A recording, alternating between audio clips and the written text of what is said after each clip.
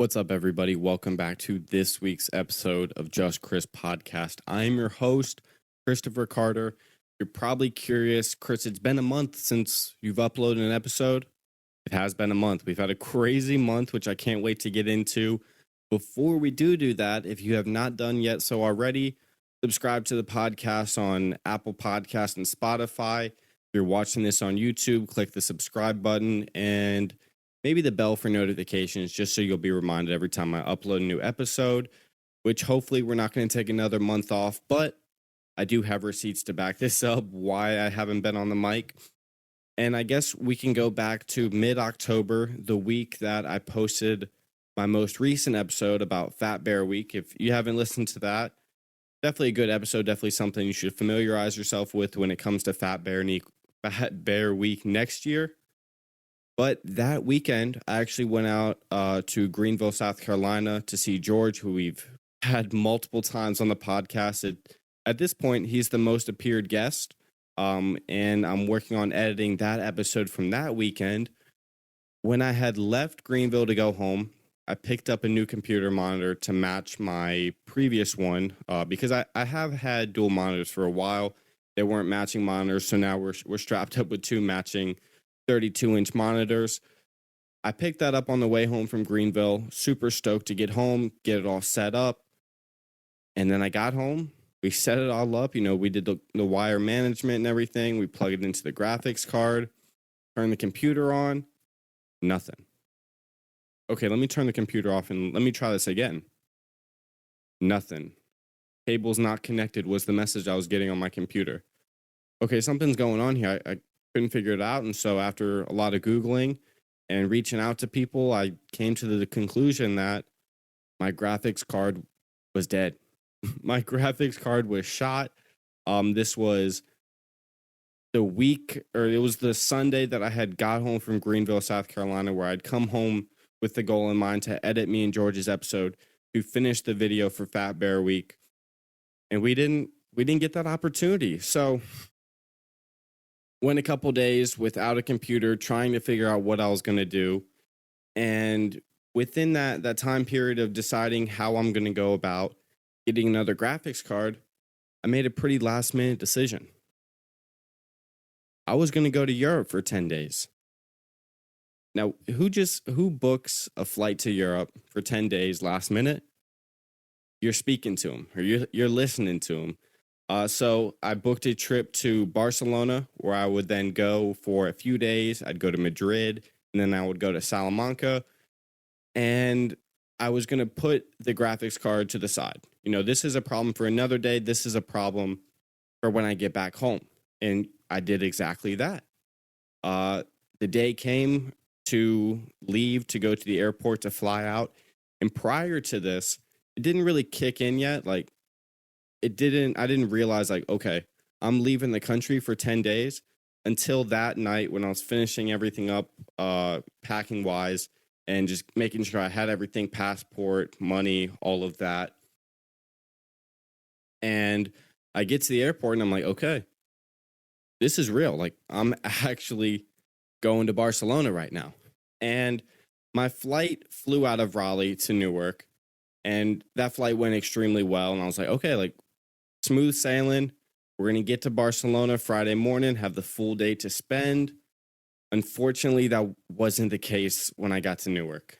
For a couple reasons, I unfortunately missed my flight going from the United States to Portugal, where then they were then able to, push me back to the later flight, 8 hours later. Sat in the airport for a few hours, finally made that flight. It was, I think, maybe 9 hours to Lisbon, Portugal. Made it there. We went through everything. We got the stamp on the passport, spent a couple hours there, and it was smooth sailing out of Portugal into Barcelona. And when I was leaving the airport on the plane, I came to the conclusion that the airline that I flew was the Portuguese Frontier Airlines. With Frontier, you really can't complain when you pay $40 for a flight. You paid $40 for a flight, so you're getting from A to B no matter how you get there. You're going to make it alive. And, I realized that that is the exact situation I was in leaving Portugal and going into Barcelona. But I made it to Barcelona all in one piece. This was after a missed flight, hours of waiting, almost losing my bag. I was off to a great start for this trip. So, what was supposed to be Friday morning that I got into Barcelona turned into midnight Friday night. We get there, I get to my friend's apartment, we get all settled in, and I got a whole trip ahead of me. So prior to leaving, I always tend to do this when I go on a big trip. I, scroll online, try to find things that I would like to do, things that other people say you should check out.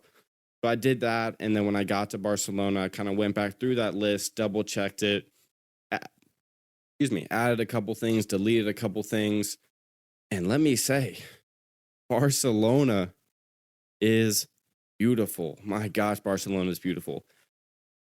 Not many other places that you can go have, the city aspect, the beach aspect, and then to the mountains. And Barcelona has it all. I would say, some of the highlights from that, from Barcelona was definitely number one. This is definitely number one. I got to go to a soccer match, or we'll call it football. I got to go to a football match in Barcelona. As you would guess, I saw Barcelona play. Who did Barcelona play that weekend? Oh, none other than the Real Madrid. So I got to go see El Clasico. I saw the Sagrada Familia. Went to the Olympic Park. I got to watch the sunset up there. Did a ton of shopping. Came back with a lot of new clothes. It was awesome. So after about 5 days in Barcelona, if I'm not mistaken, I then took a trip to Madrid for the day. Now, Madrid from Barcelona was probably like a 5-hour drive, I would say. And Uber really isn't that popular there. So they have another kind of travel app. They called it BlaBlaCar. And after talking to quite a few people, like they're really not familiar with the app when I would tell them like how I'm getting from A to B. And basically, if say I'm going to the beach this weekend, I can then upload that trip into the app.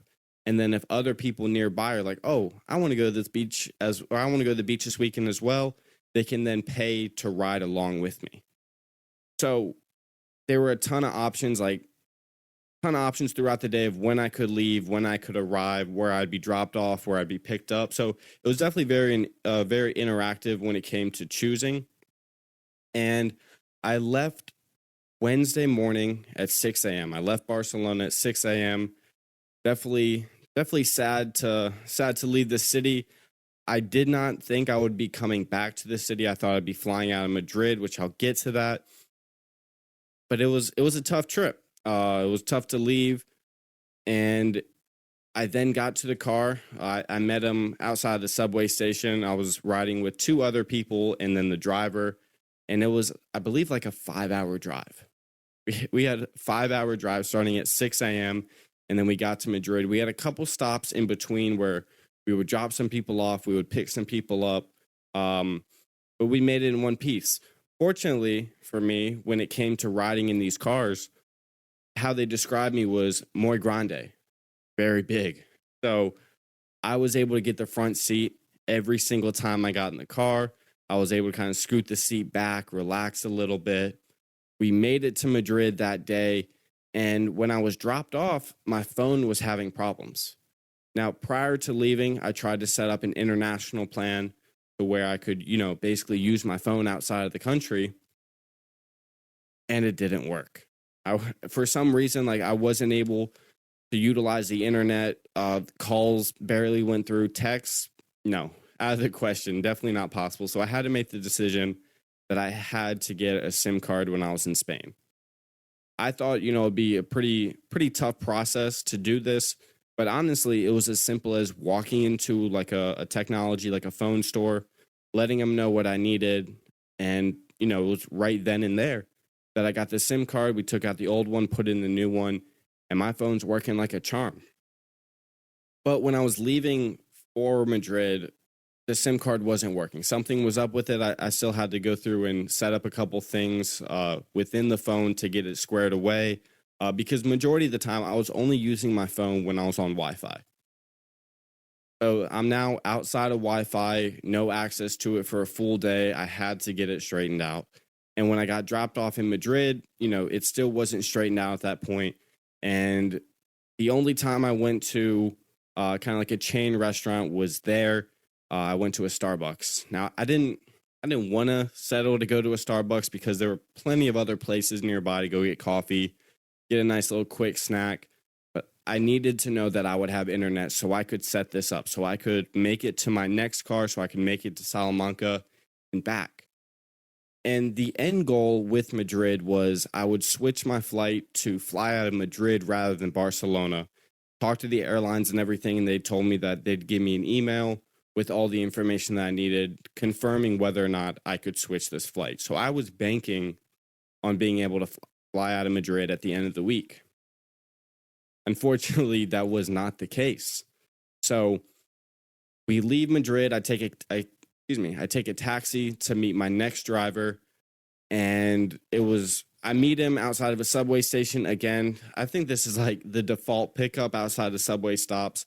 Took the subway there, took a taxi there, and I met him, and we whipped in style. Nothing but Mercedes and BMWs, smooth sailing, get in the car, and I thought it would just be, a decent 2.5 hour drive into Salamanca. Again, unfortunately, not the case. Right when we leave the city, we hit traffic, and this was some Washington D.C. type traffic. Like, this was the type of traffic that had you waiting for easily an hour. Stand still at some points, moving by an inch every time. You get the point. So I was expecting us to just get on the road and get moving.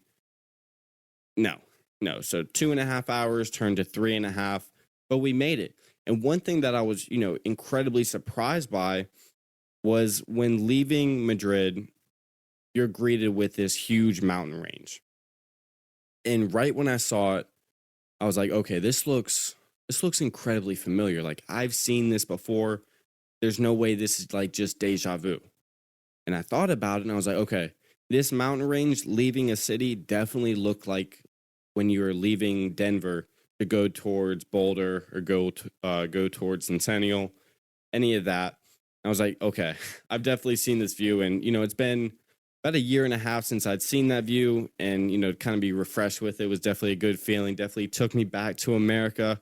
One thing that I do a lot when I travel is I try to find similarities between the cities that I go to and cities that I've been to in the past. I wasn't really able to kind of nail down a comparison with Barcelona. I mean, it was a ton cleaner than New York City. Um, a lot to do, a lot of walking. I mean, that's every big city, a lot of walking and a lot to do. But I wasn't quite able to nail it down. Like, I couldn't compare it to Denver. I couldn't compare it to Chicago.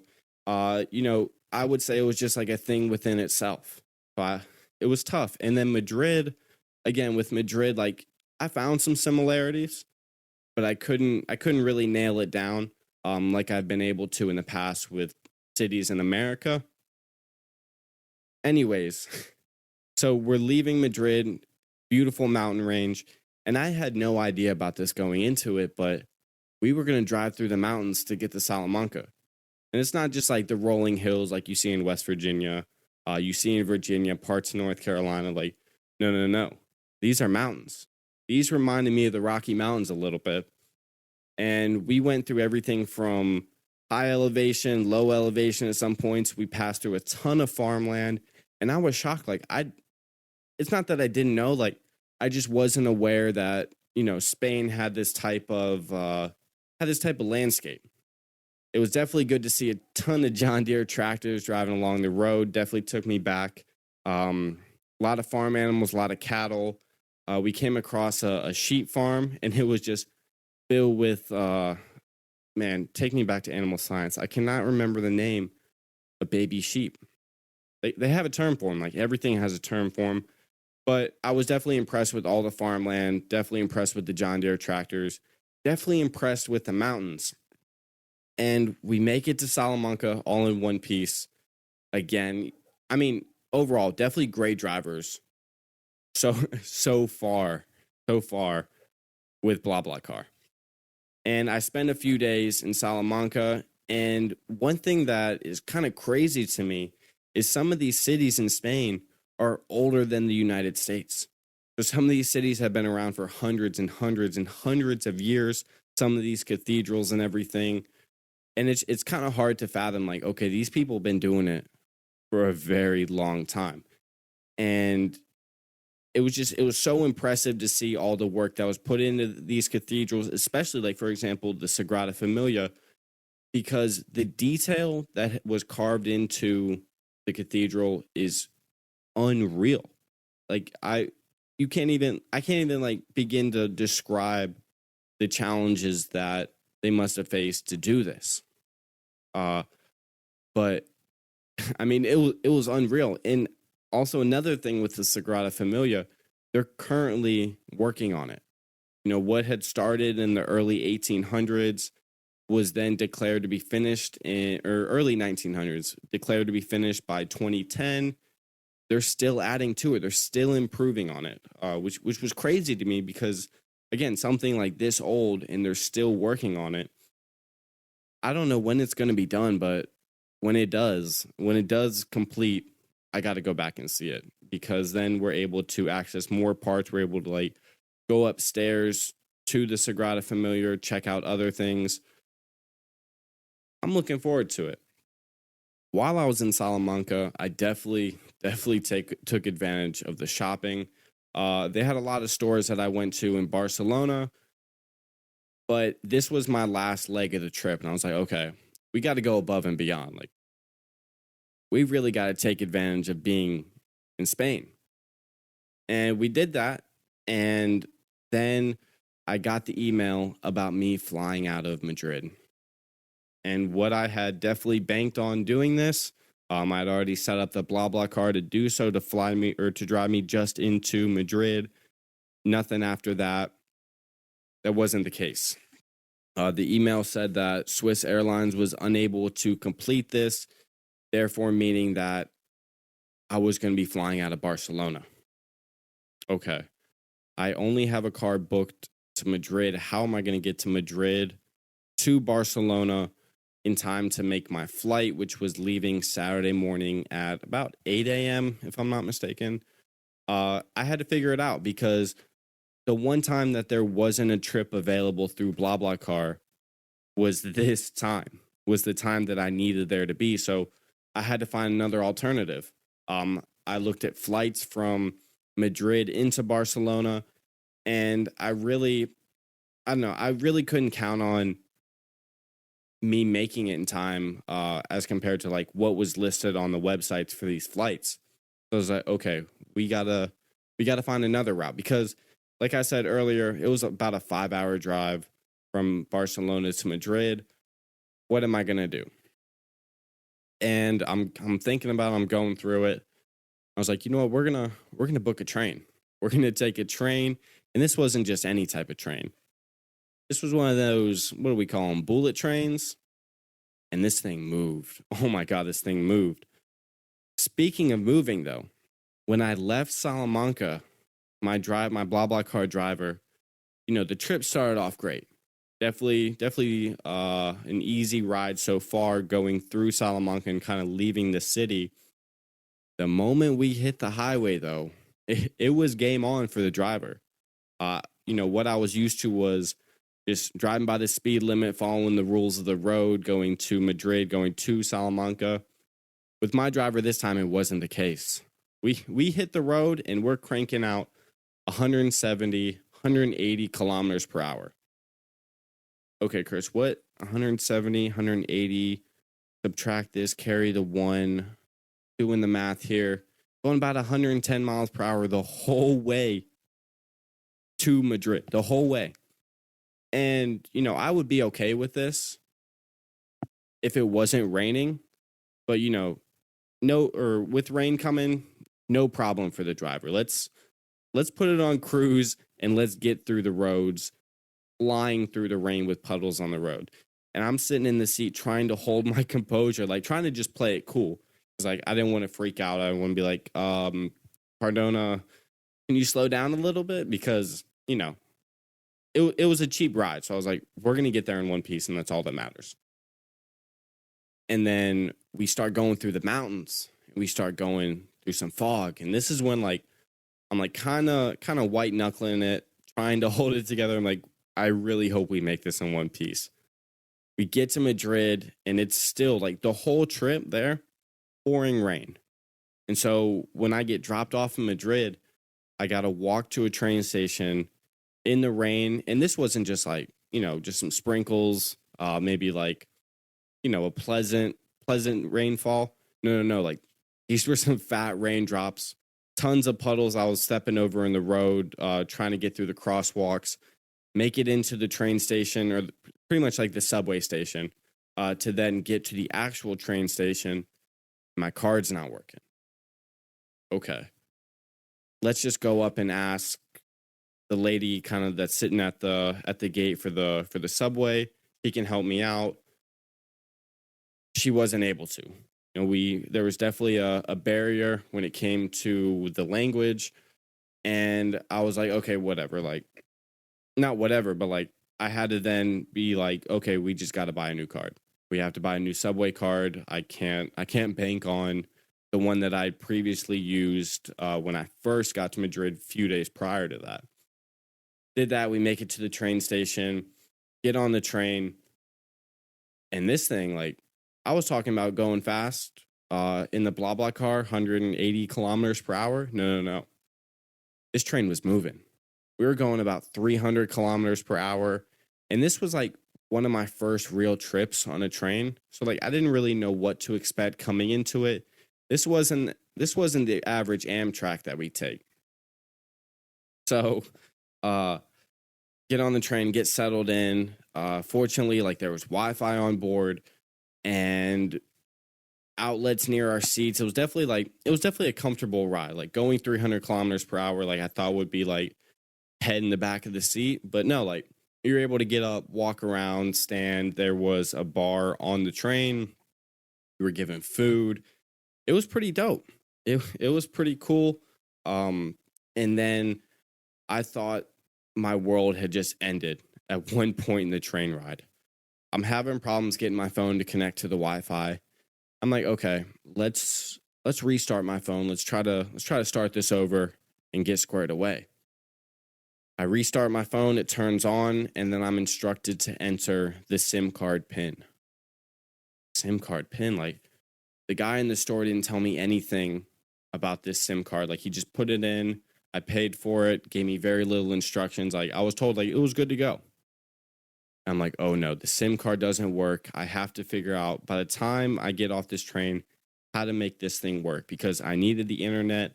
I needed my phone to get to the airport, to get from the train station to the metro station.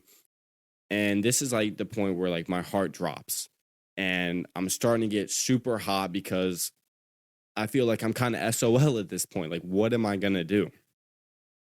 Fortunately, I take out the card that the SIM card came with that you kind of pop out. And my man at the store wrote down the SIM card pin. Oh my gosh, what a relief. Like again, like I thought that was it. I thought my trip would be ended. I thought I'd be stranded there. We get the phone back up and running. We make it to the train station back in Barcelona by midnight. And everybody told me prior to going like everybody stays up and everyone stays up late in Barcelona. Everyone's out late partying. So I talked to a few people that are still in Barcelona and I'm like, you guys have any plans tonight? Like, no, nobody starts their plans right at midnight. Like it's usually later from what I'd picked up from what my friends had told me. So I thought there was hope that I'd be able to kill some time there. Unfortunately, it wasn't the case because a lot of them had plans in the morning. They had no intention of going out that night. So I had to figure out like from midnight to 6 a.m., what am I going to do? How am I going to pass this time? And fortunately, from the place where the train station was to the airport was an hour and a half ride in total. So I was able to kill some time doing that. Before I got on the train, I bought some snacks that I intended on eating on the train, ended up not. And so about 1:15, 1:30, riding on the metro. And there's a few people on this train, and it's only to the airport. Like, this is an airport specific type metro, airport specific type beat. Uh, and a few people were on the train, and these people witnessed me kill, murder a full bag of bugles, full bag of chips, 1 liter of water. And I was like, oh, we're not done here yet. Like, it's not over yet. Take out a bag of pistachios, which I definitely got overcharged for. I murder a whole bag of pistachios on the train within this ride to the airport. Definitely not a smart idea, because when I got to the airport, nothing would be open. But I didn't care about that. I was gonna make it to the airport. I was gonna be full. We would be good to go. Make it finally to the airport, and at this point, I'm the only person left on the train. So, like, if I would have just waited to not be judged for murdering a bag of bugles, pistachios, and 1 liter of water, I should have waited until this point. And we get there, and it's probably like my 20th hour awake. So I'm definitely starting to feel what's the word for it? I'm definitely starting to feel tired. And my frustrations are running low. Like, I want to sit down. Like, my phone's about to die. Like, I just want to get in there. I just want to get into the airport. I get off the train, and I didn't realize, but I needed to buy a specific card just to leave this metro station, just to get out of the gate. I wish I would have done it before, because I ended up having to overpay for this one at the airport, at that metro station. Probably a few euros more than what I would have paid if I would have just got it earlier, before I got on that train. So I'm trying to get out of this gate, and I'm putting in my metro card for what I'd used the whole trip, and it's not working. And the security guard or the police officer comes up to me, instructs me that it's definitely not going to work, and I need to buy that card. I'm like, okay, running low on frustration, like I said. I go buy the card, and I cannot get what I'm looking for. I'm understanding what's being said on the screen. I'm understanding, like, okay, I got to insert my card here, and then we'll have to take the steps. My first card doesn't work. I'm like, no way. I'm not being locked inside the metro station outside of the airport. Like, we're going to figure this out. We take out the second card, and at this point, like, the police officers, it's me and the police officers, and they're just looking at me. Like, what else do they have to look at other than an American trying to get his way through the metro station? And I dropped my card, and I kind of lost. I was like, I definitely lost my frustrations at this point. Would that be how you describe it? Lost your frustration? Dropped the ball. Definitely got mad. I dropped my card. Spent literally like a minute and a half trying to pick it up. I have no fingernails. Like, I'm trying not to cuss. And I finally get it, and I put the card in, and it denies it. After all this time, it denies it. I was like, no way. This isn't happening right now. And this is where it really showed that I was running low on sleep. I had put my card in upside down, and that's why I denied it. So, second time in a day, I felt my world collapse, only to realize that it was just a dummy boy mistake, and I put my card in upside down. We finally get the ticket. I put it through the thing. We get through the gate. I'm home free. Kind of. Getting to the airport. I'm ready to at least check in. Like, I know it's really late in the night, but like, huge airport like this, you would kind of expect like some stuff to be open. I get upstairs to check in. Nothing's open. Nothing at all. No stores. Any of the gates to check in. None of that. Swiss Airlines wasn't open. Not a person in sight. I got 4 hours to kill, or 3 hours to kill. What am I going to do? I end up finding a spot downstairs the airport next to an outlet. After walking around the whole airport, just trying to find a comfortable spot with an outlet, I finally get one, which is like 20 feet away from a bench. And I was like, you know what? Whatever. We're going to make it work. We're going to make this work. Charge my phone up, charge my AirPods. What else? Caught up on some podcasts, and come 5 a.m., I'm starting to see people come to the airport. I'm starting to see, crowds come in. And this is when I knew, like, okay, They're up and running, like I'm ready to check in. So I go upstairs and again, not a lot of people working at this point. Nothing was open yet. And I come across one super long line, probably like a mile and a half long. Not really, but it was incredibly long. Like I waited for maybe like 45 minutes to an hour in this line. I definitely made sure first, like this was the line for Swiss Airlines. I wasn't going to make the mistake of getting in the wrong line for all this time than being at the wrong thing. I mean, would it happen to me? 100%. It would be like just my luck type thing that this would only happen to me. Fortunately, that wasn't the case. We got in the correct line from the jump. I ended up talking to a family right behind me from Denver, Colorado. So it was definitely cool. Like I told them the same things about leaving Madrid, like the exact same view and everything. And they agreed with it, like because they had been to Madrid during their trip as well. And it was kind of cool to just like talk about those similarities. It was definitely kind of cool to speak with another American after going, like 10 days, whatever.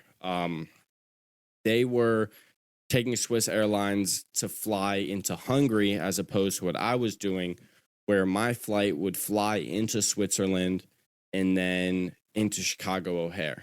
And we get up to the gate, we check in. I have no problems getting my bag through because I was not going to check a bag for this trip. Like, I'm not making or taking the risk that I could potentially lose all of my clothes for this trip because of, kind of a mistake on the airline's part. We get through there, we get to the gate. I'm running on hour 26 of no sleep, and things are starting to get a little loopy. I'm just like, I gotta find a place to sit down. We gotta get squared away. I gotta eat breakfast. Do all that. We get to the airline, we get to our gate, and again, I'm home free, kind of. Flight went super easy. I definitely did not take the Frontier Airlines of Switzerland this time. Very easy. We get into Switzerland, and I have like 45 minutes until my next flight leaves. I didn't realize this, but Zurich's airport, huge, freaking huge. Like we were taking trains from one stop to the next to get to the area where you would show your passport to get stamped. And then we get to that area, another like 30-minute wait. I'm not kidding. A 30-minute wait just to show my passport and get all that squared away. I'm definitely running low on time here. Like I'm going to have to sprint once I get through. And the line next to us was moving like absurdly fast. And I couldn't figure out why. I definitely contemplating hopping in that line. Glad I didn't because it was specifically for EU residents. And if I would have got to the front of the line and whipped out my American passport, I would definitely be instructed to get out of the way. I make it to my flight in time. I'm dog tired. I slept maybe like 30 minutes on the flight before, and I'm knocking out on this. We have a 8 or 9 hour flight. I'm sleeping the whole way. I did not sleep the whole way. The only times that I was called to sleep was when the drink cart came by, when the snack cart came by, when the meal cart came by. I was awake for that dessert cart. I was getting that dessert. So I maybe slept like half of the trip, all in the most inconvenient times. And finally, like I wake up at one point after the meal cart had gone by, and they're like just a few people down. So like I still have a chance to say this. I still have a chance to get my food. I talked to the stewardess, and she's like, "Yeah, I was gonna wake you up because like every time I come over to give you something, you're asleep." Oh, thank God. A guardian angel looking out for me. She said, I'll get you your meal. Do you want chicken or pasta? Definitely got to go with the chicken. Definitely satisfied with it. I don't think I drank this much Coca-Cola in like my entire existence as I did on this trip. I have no idea why. I'd never really been into Coca-Cola, but I killed it. I killed the Coke. We make it to Chicago O'Hare. And we're running low on time here. So I'm kind of stepping, getting off the plane. I'm stepping, getting to the bathroom. I'm ready to get to the next gate to get back to Raleigh. What happens? I got to go through customs. I have to go through customs, which, we take a train from the gate where I got off the plane to another building to get to customs. And, what I thought was a long line in Barcelona, what I thought would be a long line in Zurich trying to get my passport stamp, boy, was I shocked. Mile and a half long in Barcelona, mile long in Zurich. We're looking at a 3 mile long line here. And it's just like snaked around. So like it didn't look like it'd be that long. It was that long. I get talking to a couple in front of me. We start talking about Ohio State. We started talking about college football. And it definitely made the time go a little faster. We get through customs. I get up there. And not that like I didn't know this, like this was my first time leaving the country, but like you have to report anything you bring back. So you get a little sheet that you write all that stuff down on. And about halfway through the line, when I'm talking to this couple, I notice they have this sheet. I'm like, wait, do I need this? Is that something that is like required to get through?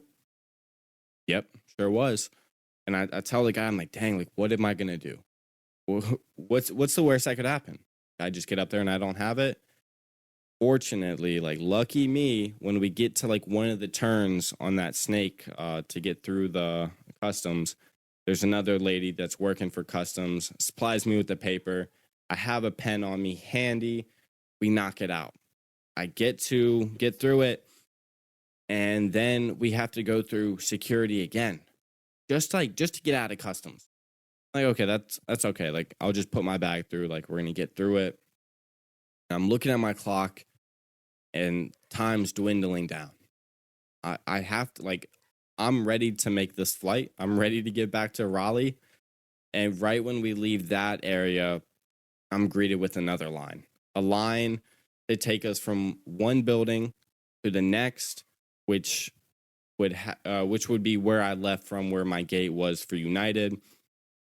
Definitely not that long of a line this time. Like we're maybe a half mile long. A half mile, like I was there for maybe like 25 minutes, maybe. And it wouldn't have been that bad of a wait, but one, it was outside, which I was like, okay, like I'm definitely warm. Like I have a nice coat on, everything like that. But it's outside in a tent with the heating lights going on over us. It's hot, HOT hot in this tent. And I didn't quite have the facilities to take my jacket off, take my sweatshirt off, find a place to put it for this, and then, get it back on when I got out of the tent. So 25 minutes sweating in this tent outside. It was probably like 40 degrees outside. And I don't think I've ever sweat that much in 40-degree weather, but it's possible. And we get to the main part of the airport, got to go through security. Once again, we got to put our bags through. There was a German short-haired pointer for the drug dog. So it was definitely like, dang, I feel right at home. Like I was ready to get home and see my dogs too. First time I'd ever seen one of those dogs working as a drug dog in the airport. Make it to my gate. I get overcharged like crazy for a drink and pizza at one of the like duty-free type shops there outside of the gate. $23 for a bottle of water, Powerade, and then like a 6-inch pizza. And like we're in Chicago, I would have kind of expected maybe like a little deep dish pizza, something like that. Nope, a little flatbread. I was like, I'm not even like at the capacity to complain right now because I'm getting fed. I have something to drink. Just get me on this flight. Finally, they call for the flight. And I get on, and like what I'm used to, it being like a crowded flight where you got to, wait to get back to your row to put up your bags and everything. Like I walked through this airplane with no problems. Like there was nobody on this flight. I mean, there were some people, but definitely not nobody. And they close the doors, and I look around, and maybe probably like a third of the plane was filled up, kind of spread sporadically throughout the plane. And I had one person to the right of me, over one seat. So like we had the middle seat free. And then the airline steward and stewardess, they're like, if you guys want to move around and get to a different seat, feel free to. And we had TVs on the back of the seat, and it's Saturday night and college football is going on. So the person at the end of my row left my row, moved to a different one by themselves. I turned on not one, not two, but three of the TVs, three different college football games. I was catching up. We were watching Ohio State play. I was watching Alabama play. And then who else? Maybe Purdue. Another Big Ten team playing that night. So it was definitely an easy flight. It was maybe like an hour, 45-minute flight.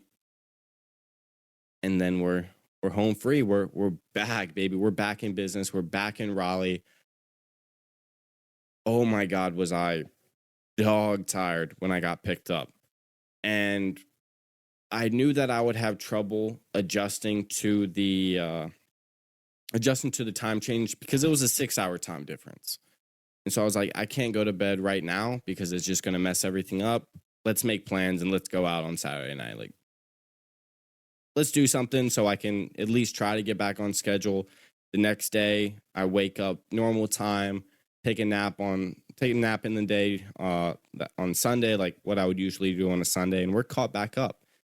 For the most part, it took a couple of days to get used to it again, but it's been about a week since I've been back. I'm still trying to kind of get back in the swing of things, back in the loop with everything. We now have a new graphics card. The computer's up and running. We're back recording a podcast. It feels good. It feels good, ladies and gentlemen. It feels good to be back. What an incredible trip I had. It was awesome to see some of my old classmates, some old teammates throughout the country. Am I going to go back? 100%. I mean, I feel like it's like I'm obligated to go back. Like I have to go back. And there's also an office for my work in Barcelona. So let's hop on Duolingo. Let's freshen up with our Spanish. Let's move to Barcelona. Ricard, I'm coming for you. But no, that was my trip to Spain.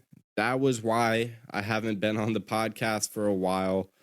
That and the graphics card, but we're back. We're getting settled in, and I'm looking forward to editing the episode with George, and getting that out to you guys.